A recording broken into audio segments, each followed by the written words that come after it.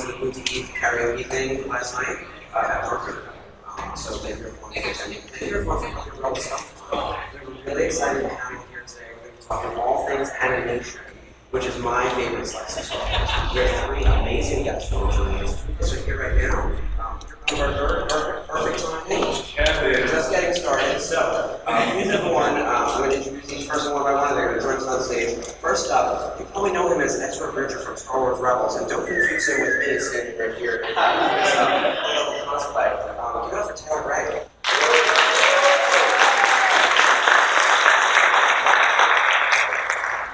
Great. Thank you. Next up, the man with the giant arms standing to the side over there. You probably know him as That's right. You know her as Kazuda Shino. This is Christopher Sean.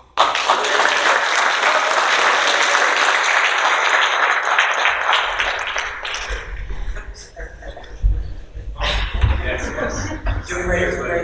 And last but not least, we have royalty in the building. The Duchess has landed.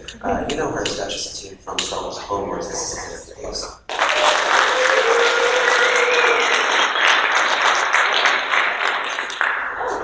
I love it.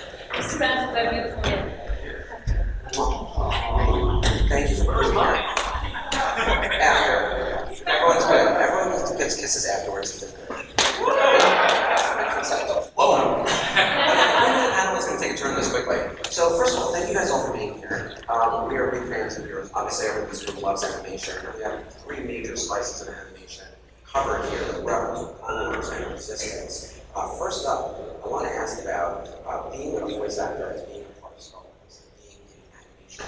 What it takes to bring that character to life when you're just using your voice and not being on screen. What is it like to create that emotion? And we go down the line, and that's something that we don't passionate about. Most of you are passionate about all three of you. But if one of you feel strongly, you should jump in and join me. See if anyone gets bad, and the lights comes back out. I'm curious what you guys think. I find it so much more difficult than doing something live action. And there was such a big learning curve. This was the first animated audition I had ever had. So it was just my agent had sent me an audition. It was like, do a self-tape, which is what we normally do, but turn the camera off. I was like, okay, fair. Didn't hear anything for a month. I was like, yeah, I decided this. But then doing the job, you have so many other faculties when you're on stage or if the camera's on you. Like, I can do something with my face that helps out while my voice is also there, everything, my movement. But when you're doing animation, it's just in the mic. I remember the first recording session with Filoni and everyone.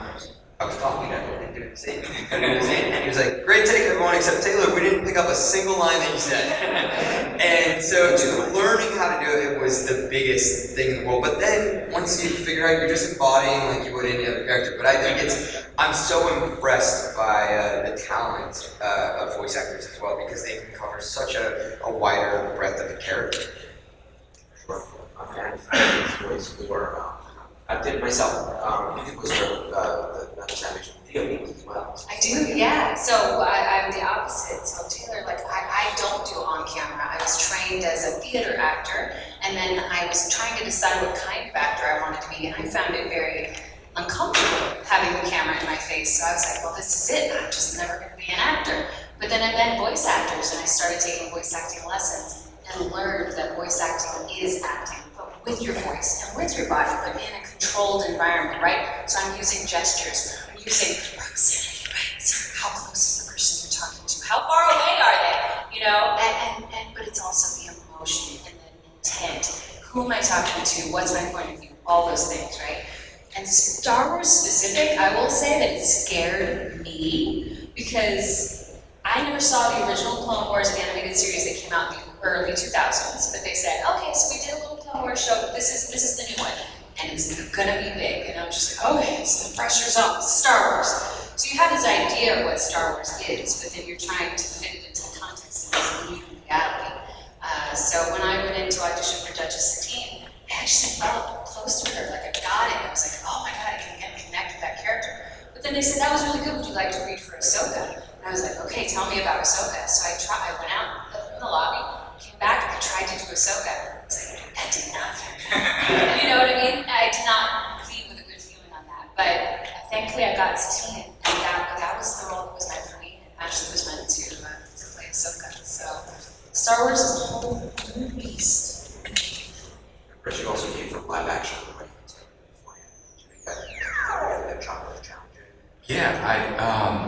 I started off in a soap opera, and I was doing Hawaii Five-O and Days of Our Lives simultaneously for 3 years.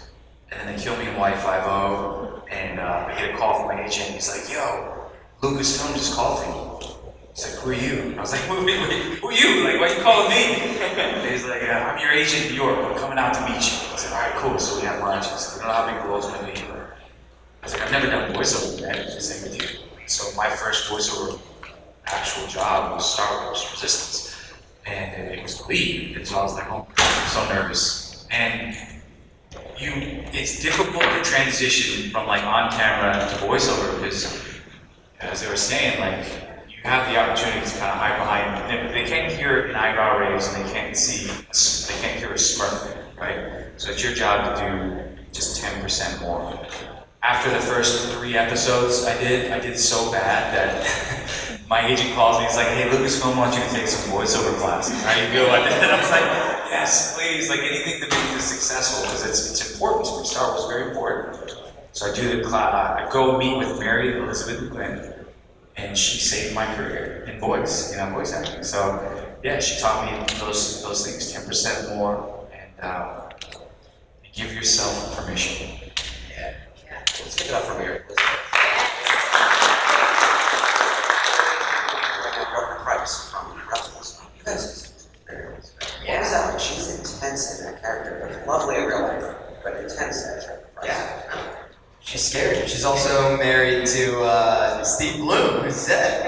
So it was amazing. It was funny when they were on other sides of the room because we would always divide the record. If you were in the rebellion, you're on the good side, and if you're not, even if we're friends with like Freddie and Sarah Michelle, like when she came in to be Seven Sister, she was on the other side of the room. We threw them with the bad guys. And so Mary Elizabeth, we would often be staring daggers across her, but she's the sweetest. She's awesome. So I want to talk a little bit about each slice of your various shows. And if you had a favorite episode from Rebels, Clone Wars Resistance, and what did you take away from that episode that made it so memorable for you? Let's start with Chris and Rico. My favorite episode was when Cass starts dancing. No, he doesn't dance. No, it was the season finale, season 1, when Bosnian Prime was won. Because I'm drawing a blank on the guy's name. Who's doing the speech right before they shoot check out this, right? Like to see the show tie into the movies, and then have that impact of losing everything. You lose your home, you lose your planet, you have to watch that, everything that you do gone. And now you're kind of thrown into it. Like that was really heavy, it was beautiful, it was so much fun to perform. That was my favorite episode. It's really hard to pick. That's a great question, Mark. But I have to say the first episode I ever recorded was my favorite, and that's the second episode that the audience got to know Duchess Satine. And why that was my favorite was because I wholeheartedly, without abandon, right? Like you said, like you just give yourself up to it. And I went in with both feet. And I was explained what was happening, and Dave Filoni spent time with me crafting this character and coming up with her. And we recorded Voyage of Temptation. And I had so much fun doing it because they clash and they're fighting, but they could tell they like each other, and it's like, what's happening? So it was very Han and Leia reminiscent, and we talked a lot about how like it felt like that too. They challenge each other, right? But then what happened was I left, and that was supposed to be the one episode you ever saw Satine in. And then a few months later, I came back and Dave said, "So George really likes her character." And I was like, "Oh, okay." And we want to do more. We want to expand upon her relationship with Obi-Wan, but also what she's doing for her people, what her plan for Mandalore is, and what she's in, in this neutral system and politically what's happening. And he said he really wants. So we've written an episode before the episode you've already recorded, and after the episode you've already recorded. So in true Star Wars fashion, we recorded it out of order, and so that first episode I recorded will always be my favorite. So you had an OT, a prequel, and a sequel. Absolutely, I did. And for anyone who wants more on the Ahsoka recording story and everything, we did an interview with him a few weeks ago. We got to plug the recording process. Major plug. They're doing Clone Wars Revisited is really fun. So we were talking about the specifics of what it was like to record that episode. Have Taylor on the show too. Chris has done some interviews with partners of ours. I avoid the show at all costs. So I don't think I'm gonna hard We away. don't have to do, we have to start a Yeah, process listen. podcast. So you guys know Taylor's on a podcast with Vanessa. Tell us all about Potter now. Yeah. I'm kind of learning as we go. But Potter Rebellion, we're doing a rewatch, and for me, a first watch of the show, and it's been incredible. I'm enjoying it. Who's part of your panel? Who's there? We have guests across Star Wars on it, but always it is Vanessa Marshall plays Hera, Tia Serkar plays Sabine, and myself, and then we have a moderator, John Lee Brody, who's awesome, and then we have, I think all Star Wars fans are so knowledgeable and encyclopedic, but J.C. Reifenberg is truly an encyclopedia. He owns a bar in LA called Scum Con, and I think he's been on the Today Show or something, and he's won numerous Star Wars trivia things. He will fact check us on the spot, and it's very fun. Yeah, it's a great watch, by the way. So. How far are you into the show right now? Where are you? I am 3 episodes into season 2. I think it's getting good, guys. I might finish it. And I hear there's some special guests coming up. John actually texted me yesterday. Oh, nice. Saying you have a special guest, so I think you're permitted to say who's coming. Yeah, I mean, Steve Bloom comes on. We've had D. Bradley Baker, Ashley Eckstein, and James. There's gonna be plenty more, and there have been many already. And also people who are not even in Star Wars who just enjoy Star Wars. We're doing like one-offs to talk about Star Wars. Star Wars. That's the thing, it lives forever beyond all of us, actually, which is why there will eventually be a plot of Resistance. We're 10 years removed from Rebels now, so there will come a point where people are going to want to rewatch all of this and go through. So start building your panel. I really hope so. Speaking of Resistance, though, you were just at San Diego Comic Con. Would you like to tell everyone a little bit what that exhibit was like and this one pavilion? Was anyone at San Diego Comic Con? Did anyone see it? There was a 20-year celebration of animation. It was amazing. Yeah, they were celebrating 20 years of animation for this film, and they got exhibits for Clone Wars, Rebels, and Star Wars Resistance. It was incredible. You've got the Colossus, you've got the Kaz character, you've got Tora Doza, Captain Doza, you've got Niku, you've got so many amazing things. So it's nice to finally get flowers for Resistance and to be seen and showcased by Star Wars. It was lovely. There's like a model of you in the display case. There's all these like 3D models and stuff of how the animation is made. What was that like seeing yourself in the class? It's almost as cool as being named Taylor or having a character named Satine. Like almost as cool as that. Not quite. It's cooler. It's Not cooler. quite. It's really cool. I mean, you show up. For me, I was a avid Star Wars fan growing up, and so now that I'm almost 60, to see that there was like, those are your childhood dreams coming true. It's a beautiful. So I'm going to ask the same question over here. What first got you into Star Wars? What was your introduction to it? My dad told me stories in the voice of Yoda and Chewbacca fighting ninjas as a child. We would watch the movies together. That was my intro. That's good. I don't know if we can do that, but I'm just watching them on VHS when I was a kid. So I was born in '78, so I was too young to watch movies in the theater. But I got my Ewoks for Christmas in 1983, which I still have, my plushies. And yeah, I just was drawn to it, loved it. And I still have my old VHS set. It's a episode 4, 5, and 6, and there's little flaps on the side. It has photos of all the characters, and I just, Empire Strikes Back is my favorite, 100%. Yeah, I had seen like part of, I think like A New Hope at a friend's house when I was young. I remember coming back home and telling my parents, and then that was it. I didn't know, I saw Star Wars on lunch pails and on pencils at school. It's like, it's been a pillar of cinema the way the Beatles are a pillar of music. And they're at every shopping mall and a coffee shop. You hear them without even seeing them. And if you're looking for everything blue, you can start red in the world. And then once I started Rebels, I was like, oh, it's everywhere. On the back of every car is a Rebellion sticker, an Empire sticker, and it's in every room you walk into, there is Star Wars there, and the Force is present. But really, like, Dave walking me through with Rebels, that was how I understood and have grown to love Star Wars. I'm glad you mentioned Dave, because I feel like Dave is the steward of the brand now, sort of the keys to the kingdom.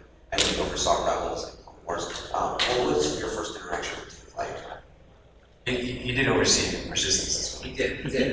Don't exclude us like everyone else. All out, show.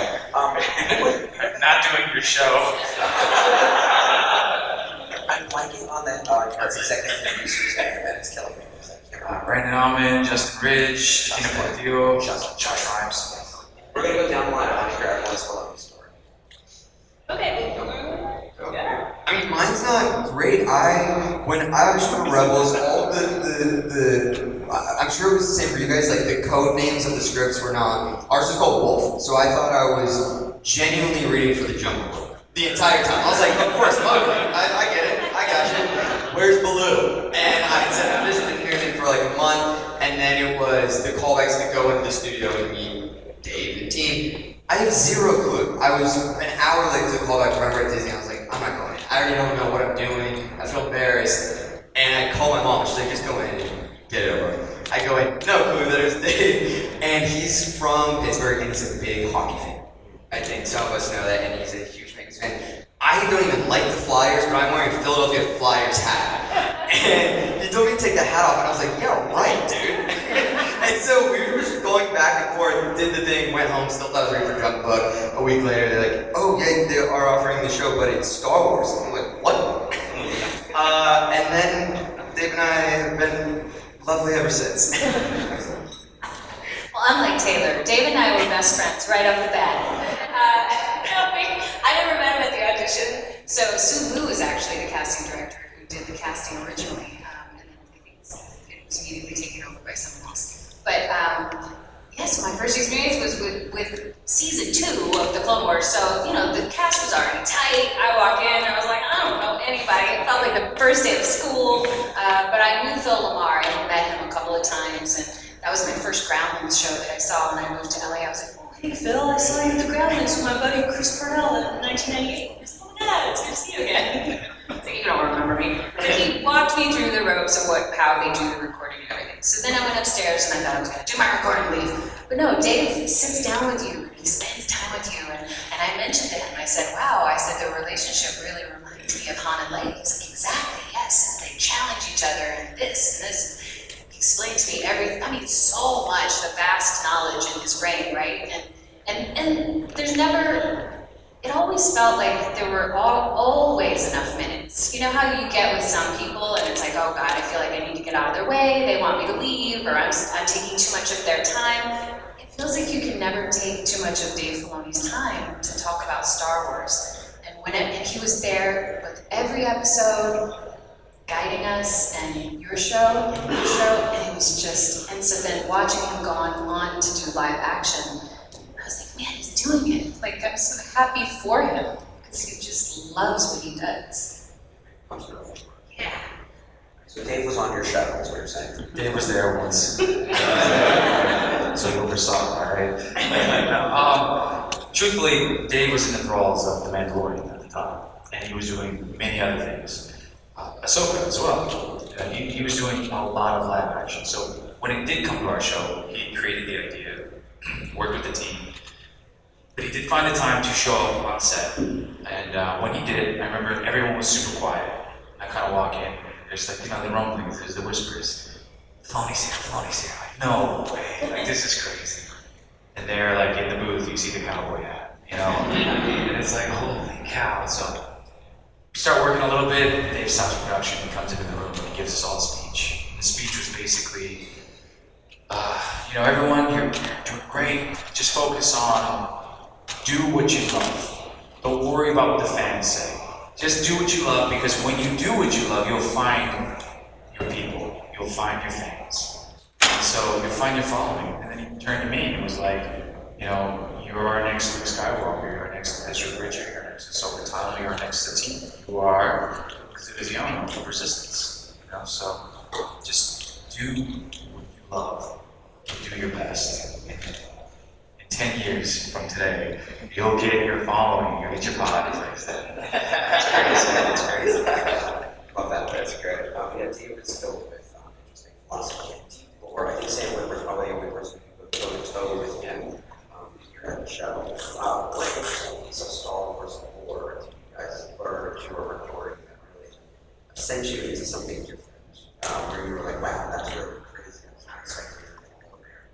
say under every Jedi temple is a Sith temple. Really? Yeah.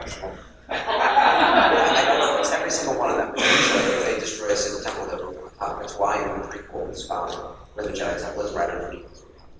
That's why I'm right on that, right? Yeah, the audience will correct us if we're wrong. Yeah, I know. That's the best thing about Star Wars. Yeah. Someone here has way more knowledge than me. Just throw a sandal for wrong, dude. I've done it for a while. The trivia panel. Yeah, Skywalker did excellent job with that. And let me tell you, these people knew their stuff. Yeah. That's good knowledge. I didn't know that knowledge. I like that. I can't think of anything like that cool that like not many people know, but I know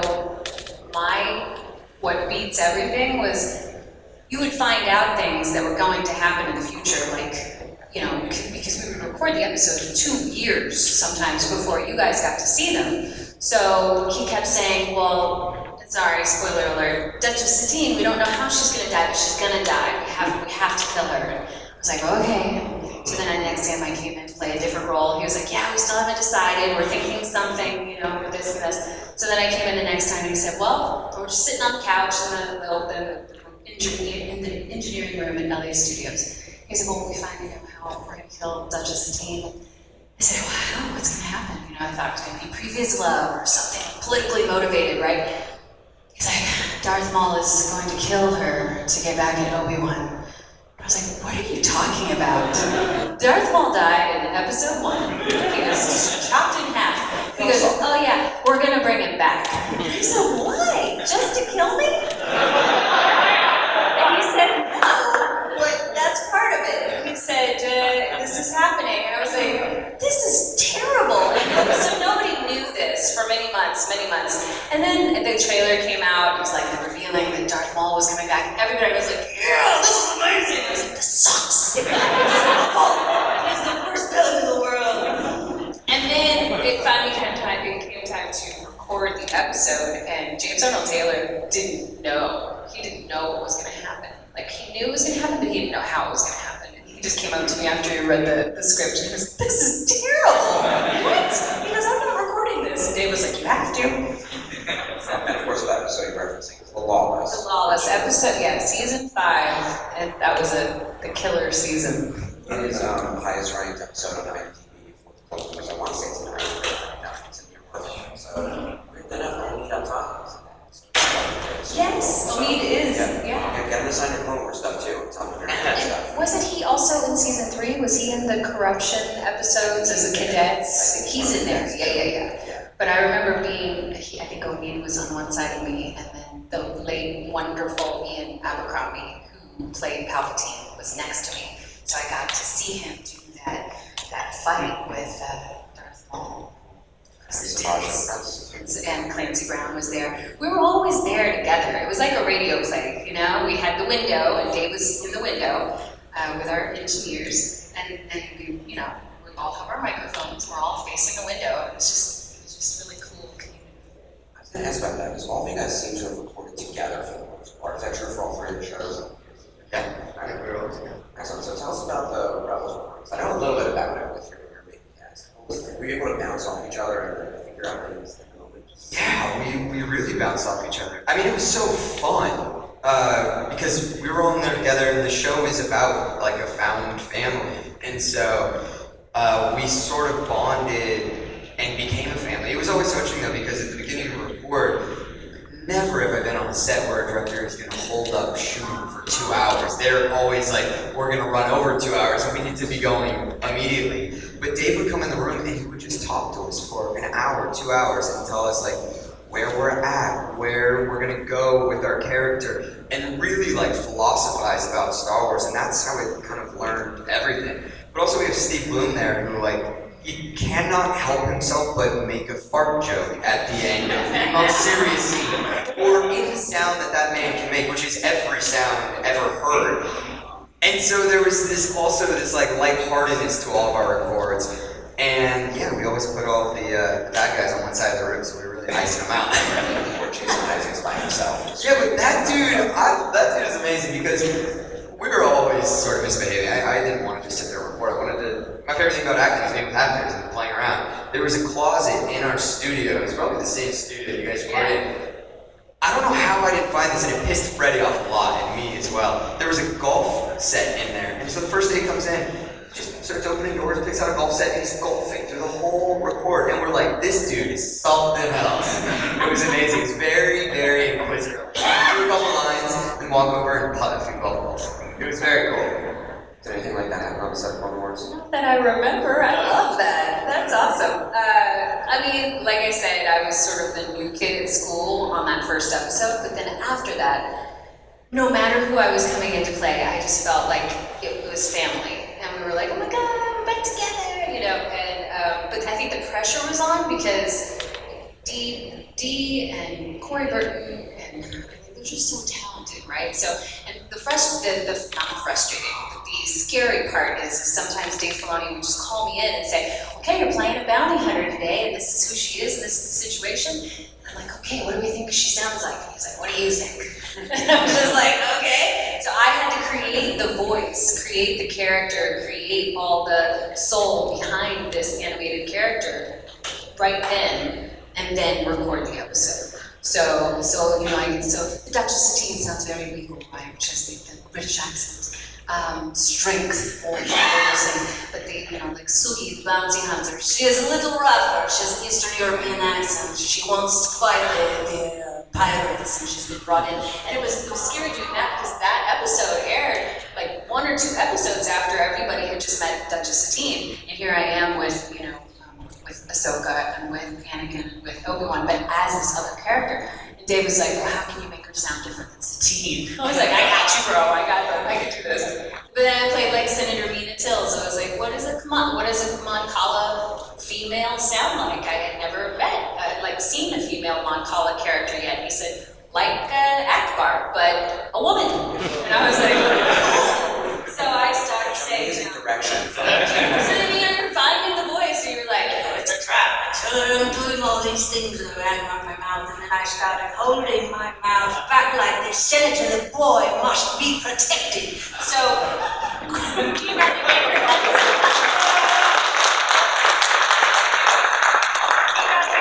a picture of me holding my mouth, because I love that you're holding your mouth. That's voice acting. You've got to find that photo for me by 10:15. So Krista, you guys also did a big pre-record. Was it as chaotic as these 2 shows? Or did they rein it in by the time you got to the You know, I think everything has a little bit of chaos, and that's what makes it great. You know, a lot of the times they allowed us to kind of, especially Niku in our show. Niku, we would all do a take, and then they'd be like, "Okay, Niku, is there anything you want to say?" And he'd pull out a paper, like he'd have all these improv lines, and he'd just start improving, and we would just be dying. So he improv a boatload. But it was cool. Like, I mean, you guys talk about all these huge names that you worked with. When Tom Cruise came to our set, You just did nuts. yeah, he was just running gold. Jump out of the airplane and land on the studio. No, one of the coolest big things was they actually pulled me aside and they're like, hey, this is kind of a side story. They pulled me aside and they're like, hey, you want to fly to New York and work with Oscar Isaac? I was like, are you kidding me? Like, yeah, dude, yeah. So they flew me to New York. Oscar Isaac was performing Hamlet off Broadway. He got me tickets to see him perform. The next day, I'm in the studio with Oscar Isaac. And it's like super secret, right? So That's like, awesome. I feel like so strolling. It was amazing. Yeah. Did you steal his jacket? I kicked him in the chest. It was because he was. How was his hand? Yeah, right. It's like the next day, he's like, I can't do this. No, he was great. He was doing Hamlet sometimes 2 a day. So she has getting steroid shots in his throat because he was so exhausted. So when we showed up one day, he was like, I don't know if I can do, even a full episode, but we're gonna try. And all I cared about was like, make him have fun, keep him around, and let's see how many we can get. I think we did 4 episodes, like fully. He was like, dude, this is great. He's like, I love the character, I love the show. So everyone has to watch it. Those were his words. Everyone has to watch it. That's great. Very cool. All right, so Oscar Isaac is obviously one of the live-action actors from the sequel trilogy. I think a lot of people would maybe ask you this, but if you're going to be in live-action in Star Wars, do you have a character you want to play? You cannot say Ezra's team. Yes. Outside of that, who would you like to play in Star Wars live action? And it can be an original character. If you didn't. Jabba the Hutt.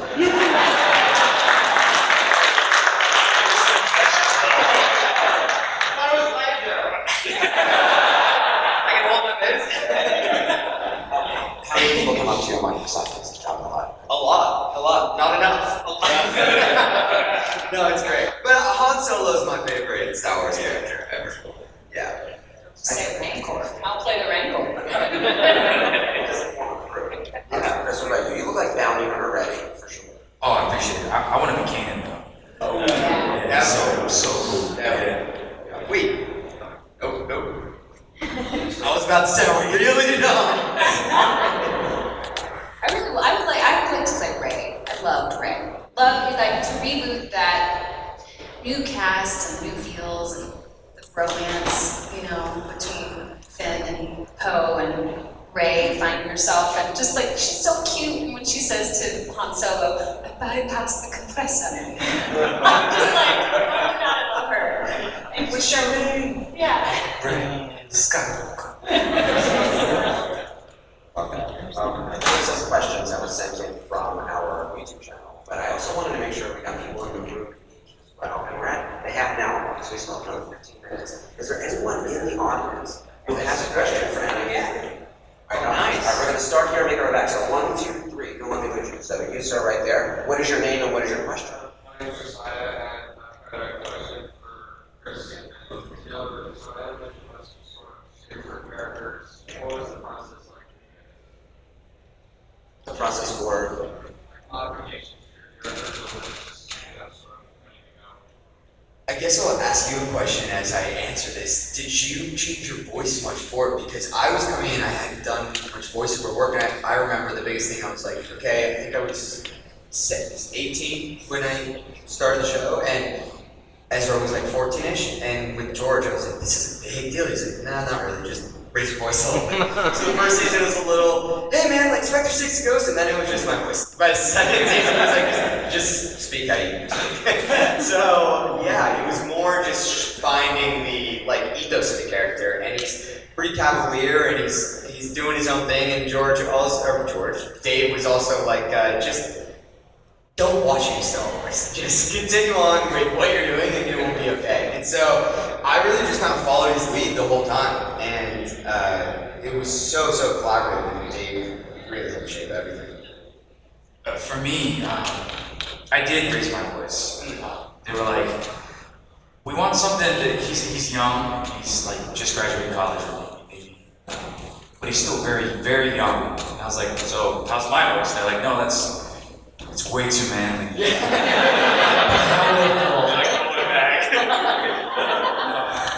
So I was like, all right, I'm gonna try. So I was like, hey, what's going on? How's this? You know, so I brought my voice up. I'm like, okay, let's try that. So I kept trying to bring my voice in, but they were like, no, you're getting deeper. Like, stay high. Hey, my name's Cass. I play, Star Wars Resistance. So that's where I stayed. That's where we live. Yeah, it's fun. he has a lot of physical movement in the show too. For everyone who hasn't seen Resistance in a minute, if you remember Cass is crashing into stuff, falling over, it is, I would use the word bumbling, but he's also very heroic. So you have to like sort of build that into the dialogue, I would think, like a shake dance or something. Yeah, I literally would throw myself around. So sometimes like Taylor, they'd be like, you were off mic, dude, you gotta do it again. Like, sorry about that. It's like, well, I'm concussed, but we gotta and Anna, you already gave a little bit to your process, pulling your mouth and everything, but do you have to identify the emotion of the character and hone that before we start playing the levels? Yeah, I mean, it's the intent, right? Who are you talking to, what do you want, and why are you saying it? You know, I'm talking to Obi-Wan and I get mad and I lose my temper, there's that whole thing where I go off on him and I'm like, you're not hysterical, and more people should be hysterical, blah, blah, blah, blah, like she loses her temper. And I was like, this is great, I get to be loud. He's like, yeah, go for it, be loud. So yeah, it's a collaboration too, like you're letting the directors guide you, and he'll say, oh, too much, or keep it, young, keep it light, or he'll say, keep it serious, or bring it, So you really have to rely on the writers and the directors to guide you when you're creating these characters. All right, we have 2 questions that are good from someone. Yes, what's your name and what's your question? And please enunciate. Ryan Reeves. So actually, since you brought up the trivia thing, the answer to a obscure trivia question is D. Bradley Baker has the most collection of characters for Lego Star Wars minifigures. But I was just curious, what's your personal experiences when you guys first discovered that each character's lead voice had a Lego minifigure? Exactly that. Having a Lego has to be pretty cool. What characters do you have as action like you? Well, I gotta say, I'm so happy that I can say I have one figure. There are no Duchess Satine figures anywhere. She doesn't exist anywhere. But Sugi the Bounty Hunter, she has a Lego. So I'm very excited about this. So thank you. You also have a Disney figure. What? Do I? Like a Lego for Disney? Just the end of Oh, the actual, yes, it went in the toy box, right? And I actually have one of those. I went into to the Disney store one day and we were talking, I was talking Star Wars with the guy that was there and he was like, we have it. I was like, oh, and he showed them to me and I said, I actually voiced her in Disney figures. What? Will you sign some of these for the back room? And I was like, yeah, sure, no problem. I said, but only if you let me buy this one. So I signed 4 of them for him and gave them for the back room, and then I bought one and signed it for myself and put it on the shelf. Because I don't have all my Star Wars characters for some reason. Everybody always asks me, why isn't there just a team figure? Why isn't there a Sugi or a Tip Lee or Tip La? Or why? I was like, I don't know. I don't make these decisions. So then I started to get a little sad about it. So I bought myself a toy box figure. And it's Princess Leia from Yeah.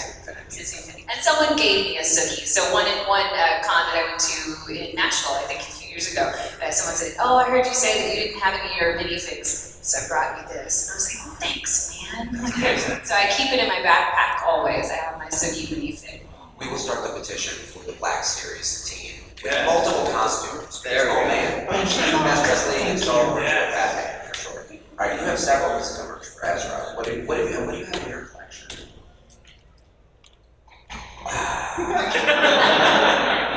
Lucasfilm is awesome about sending everything. I had a roommate when I had started Rebels, and the first blaster they made for Saber had a blaster on it, and my roommate hated me. I would shoot that thing everywhere. And this isn't shooting. I had one that had 2 little things that shot out, and he hated me. I loved that thing. But I actually creeped myself out with one of those Xfinities. Lucasfilm had sent that Xfinity thing because we had recorded a bunch of lines for it, and I had just moved into my own place. I was sitting there, and all I had was a TV. I had no couch or anything. I remember I ordered some Chinese food. I was like, I'm possibly going to play this game. Like, I had nothing to do. And I started playing with it, and I was like, I'm going to pick my character. And it creeped me out so much that I threw it away that night. I was like, it was like me racing against Donald Duck or something, Disney Infinity World, and it was breaking my brain, and I was like, yeah, no more. And I threw it away. But I still have the little, because you place the character on the box to make it go. And I still have the character, but I don't have the box. You have a lot of cast merch, right? There's action figures and all sorts of stuff. What do you got? Yeah, they were very kind. They gave us a Hot Wheel, they gave us Lego, they gave us action figures, they gave us,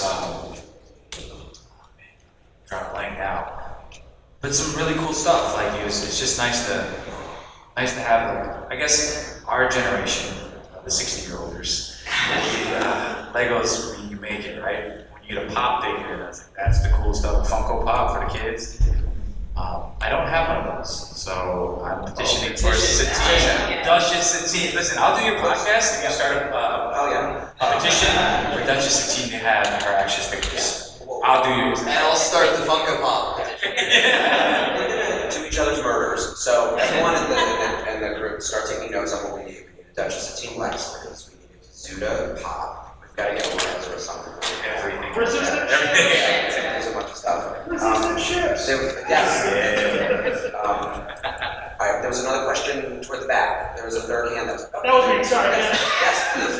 Name and what's your question? My name's Ryan Bird. I'm a huge fan of all those series. I love the fact that, the cartoons, so we got some goofy parts, but you all portrayed the extraordinarily low lows just depth of emotion. And I was just wondering what kind of places you put yourself in to kind of get those really good moments for yourself. How do you tap into that deep sadness that comes with like the moments in Star Wars that are just heartbreaking? You got I agree with you. Straight from Rebels. And that's mainly the characters I play. So I was telling Dave, I was like, this storyline of Witten's father, it's usually characters that are a little hard on life, and it's out there that I was like, this I'm ready for, looking forward to. I remember after we recorded the first time he finds out his parents, he was like, oh, where's that been? I was like, I've been waiting to do that. It's some of the other stuff that I'm finding trickier, like how do I do an effort of a 15-foot jump compared to an 8-foot jump? Dave, you show me.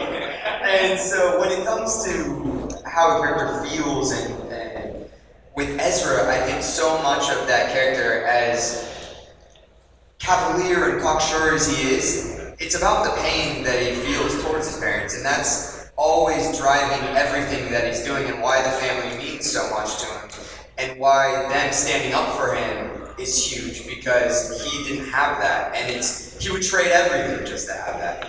And I think it's the reason why he acts out and is a little wily and this character that seems to be a bit nonchalant. I think there's a real depth to it. And for me, always, it was like keeping one foot in that was how I knew the hook for Ezra. So it's a really cool question. Okay, yeah. It's just being, like what we were talking about earlier, being open and being available. Because we've all had heartbreak in our life, we've all, different levels of it, right? So I don't need to think, okay, I'm gonna do a sad scene today and think of something sad that happened to me. I don't need to do that. Like, I remember the feeling. I know what it feels like. So it's just sort of a transference of bringing it out of myself and bringing it into my voice. And it sucks. It sucks in the moment. It sucks, you know what I mean? Especially when you're playing those sad and really heartbreaking moments. But it's not like I drive away and I'm like, oh my God, I'm sad all day today. I still feel good, and I find voice acting very cathartic, very therapeutic for me. So if I do a video game character where I'm being murdered or falling off of a 50-foot cliff, or being stabbed or shot, or okay, now you've got your left arm chopped off, and now you got your right leg got shot, and now you're gonna give us 3 in a row of being hit. So you're going, right? So you're making them sound different. I leave exhausted, and my husband makes fun of me. I'll come home and I'm like, I'm so tired. He's like, oh, you had to work for 4 hours today to do a voice acting job. And I'm like, dude, I'm tired. So it is. And what does tired sound like? Yeah, we're tired. You don't have much energy in your voice. You're a little more vocal fry, Taylor. I'm just really tired today, guys. But yeah, so it's just playing with your all of those emotions you have available in your body and letting them out. Her husband's back there, Kevin. He's here. Give him a quick shout out. He's hilarious. The great thing about Star Wars is there's humanity in every story. It's relatable. We can all use the Force. I'm kidding. No, it's relatability though. Like my character, his father is a senator. Treats him very badly, so he's doing things to get attention, right? And he leaves, he's like, man, I just want you to love me, right? So he goes and joins resistance. Sounds about right, like a rebellious, right? But he knows what's right, he knows what's wrong. Playing those deeper moments, those to me, like that's everything as an actor. You hope for those opportunities, because many times growing up, being half Japanese, half white, like, my rules were like, do you want me to fix your email? Or do I throw a kick this way or that way? Like with martial arts, these stories I can think of. So getting the opportunity to portray something like Hosnian Prime being blown up, or thinking his baby pet Gord is killed, like, they're great. They're wonderful moments that I can just live in.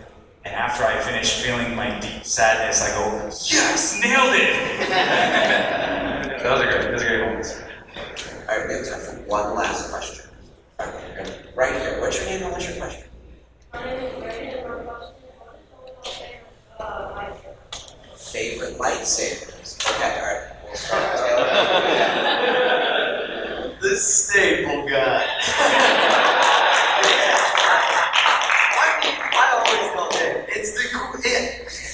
I don't care what any argument is. It has a gun on it. I don't care if you're wielding war. It has a gun. Han Solo carries a gun with him. It's combined with a lightsaber. It makes sense. Like, if your thing spins, cool, gun. I'm not that passionate about it.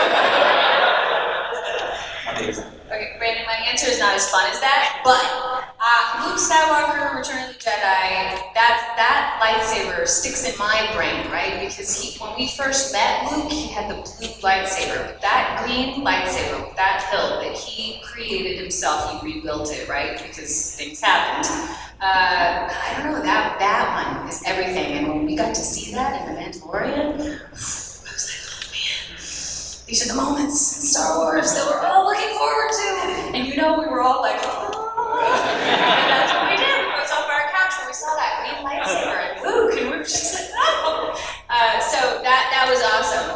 But I love sabers, and I love that my 12-year-old finally just got into Star Wars this summer. I mean, I can say it finally happened. And his love of sabers is definitely one of the things that now he knows everything about all of them. So he's like, this weekend, Mom, Dad, you guys gotta look for Rey's saber, the yellow one, or the Luke green one, right? Or Darth Maul. Like, he loves the Darth Maul. He loves the devil saber, yeah. Chris. Man, you remember the end of Rogue One? Elevator doors open, you're and then the red lightsabers come down. Darth Vader's lightsaber. That's it. Yeah. Done. Classic. Excellent way to, yeah, back job. We are at time. Thank you everyone for joining us today.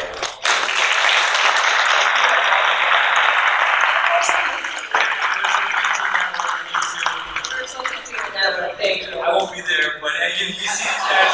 For everyone who's still the show, Anna and Taylor and Chris are signing autographs and doing photo ops. They're here at the show, so check them out. And thank you again, guys, for joining us. Thank you, Mark. Thank you.